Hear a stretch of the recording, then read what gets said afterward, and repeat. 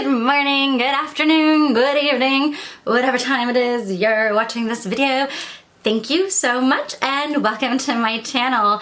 I realized that I hadn't actually given a personal thank you to my 53, maybe 56 subscribers in a long time, and I just wanted to thank you very, very much for subscribing to my channel.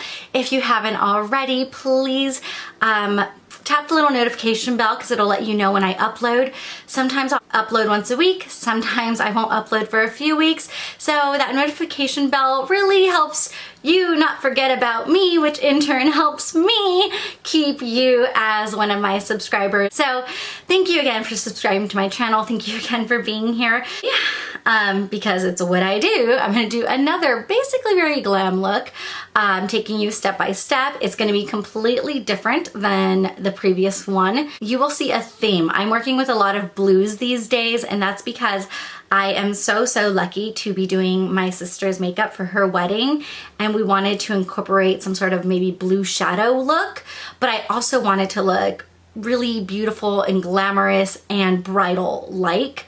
So I'm trying to find that perfect mix. Without further ado, I am rambling. Thank you so much. Let's get right into this eye look tutorial. So first thing I'm gonna do is kind of cancel some dark circleness, and then I'm gonna prime my eyelids. So we'll just do that really quick. This is a step you can do if you feel like you need to do it, but by all means, you can skip it if you feel like skipping it. And I'm just using the Maybelline Fit Me Concealer to do this. All right. So that is done. The reason I like doing that step is just because I feel like it gives me a nice, smooth, clean canvas to work on top of. And because I don't have my base down, I have to do that first. So the reason I don't put my base down usually when I'm going with a very high drama, high glam look is because no matter how good your shadows are, a lot of times there's fallout, and I just don't like dealing with cleaning it up and then having to redo some of the base that I already put down. So that's why I always kind of prep my eyelids first, do my eyes first, and then go and do my base. So just FYI, I highly recommend anyone that wants a really clean final look without using an S-ton of powder underneath your eyes to just do your eyes first. My MAC Soft Ochre paint. I've been really liking the way my shadows sit on top of it. So just putting that all over the eyelid, even under the eyebrow bone, inner corner of my eye. So now I'm gonna take a white shadow, so this shadow right here. This is from the Laura Mercier Essential Art Eye and Cheek Palette. As I've said before, I'll tell you guys what I'm using, but in all honesty, you guys can use any like light cream colored shadow to do this. You don't have to go and buy everything that everyone's showing you that they're using. I just have this palette, it's in front of me, it's part of my collection, and clearly if it's stayed in my collection, I like it. I may have overdone it, but I wanna really get that all the way underneath the eyebrow bone. I wanna take care of that now. I just find that it's easier. Open this yet. So I'm gonna go into this CoverGirl Sterling Blue. So I'm gonna use it today for the first time. Let's do it. And I'm just gonna put it right in the center, right here. Just topping it on, and then I'm gonna put it toward the inner corner and kind of dust it inward toward the middle of my eyelid. Next layer of blue, I'm gonna go into this ColourPop Luckfully Super Shock Shadow. So this is what that looks like. It is very blue. It's an absolutely gorgeous shade. I like working these Super Shock shadows with my finger, so I'm gonna start there, start that right in the middle of my lid. I actually do have a brush from ColourPop that works really well with these shadows, so I'm gonna do the other side with the brush. Yeah, this brush makes a really big difference. All right. What I'm gonna do is I'm actually gonna go into this brown shade right. I'm gonna use this as my transition shade. I know, I am all over the place with this look.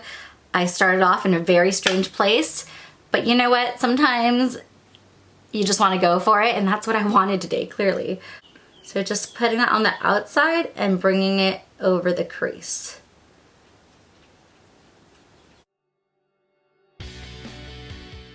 I'm gonna go into this navy blue glitter brush and I'm just gonna put that on this outside corner right here. First, tapping it on, just tap, tap, tap, tap. I'm gonna set it down even higher. So I'm gonna go bring it all the way up. See how it's above my crease? So right now, all I'm doing is setting this color down. I'm not worrying about how crazy it currently looks. I'm gonna take a blending brush. I'm gonna start working those edges, kind of just moving that color around. There we go. Wow, that eyeshadow sucks. Do you guys see that? That's called a really bad eyeshadow, which is a shame because the color was perfect. I didn't want to keep wasting your time, so I went ahead and made sure I had a shadow that would work for this look. And then I really wanted to see a kind of a more or less completed version of what I had in mind. So this eye is not done, but it's basically coming together the way it's supposed to. So I'm gonna show you what I did on this side.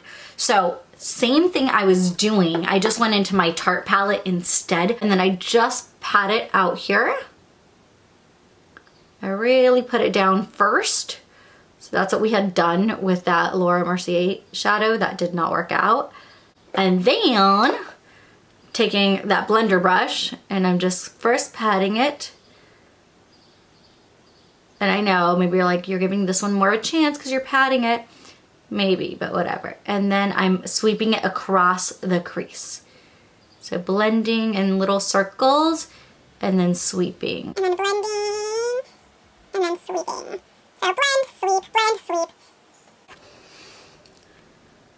And then, believe it or not, I'm taking the little thingamajigger from the CoverGirl shadow and I'm actually using this to do the inner corner like this and sweeping it up because this shadow actually works really well with this dry, cheap little thing. You guys know this is looking all sorts of crazy, but you guys also know that it really does come together, so hang in there with me. Just tapping more of the blue color on these edges to make them a little more intense.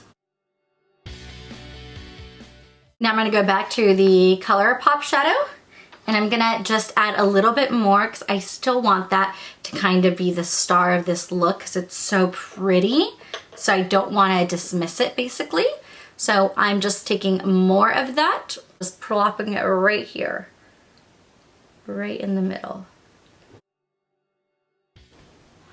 All right, so this is looking a bit crazy, but I'm gonna do what I always do, which is basically clean up, put my face down, then we will see what happens.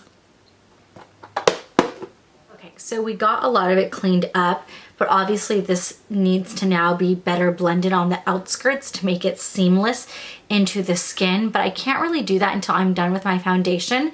So I'm gonna go ahead and basically do everything else and then I'll come in for the last minute blending and show you guys how to go from this to a perfect blend.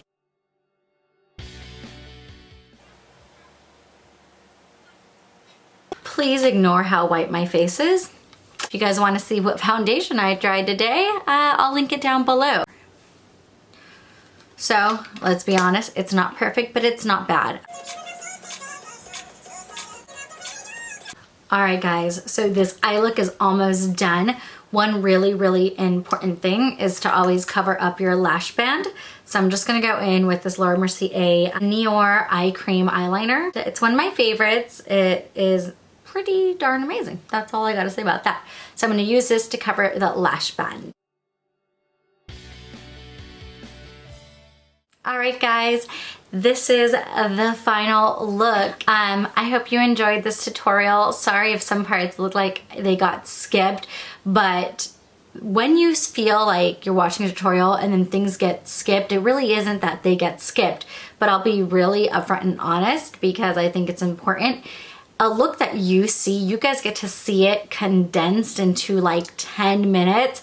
I try to do 15 minutes tops, even with really detailed work, but it actually takes me an hour. So that just tells you how much blending and patting and blending and patting and blending and patting. So you guys do see all the steps, but know that all the steps are happening over and over and over and over again until it gets to be seamless enough where it looks good. And I will be very honest, this look was really hard.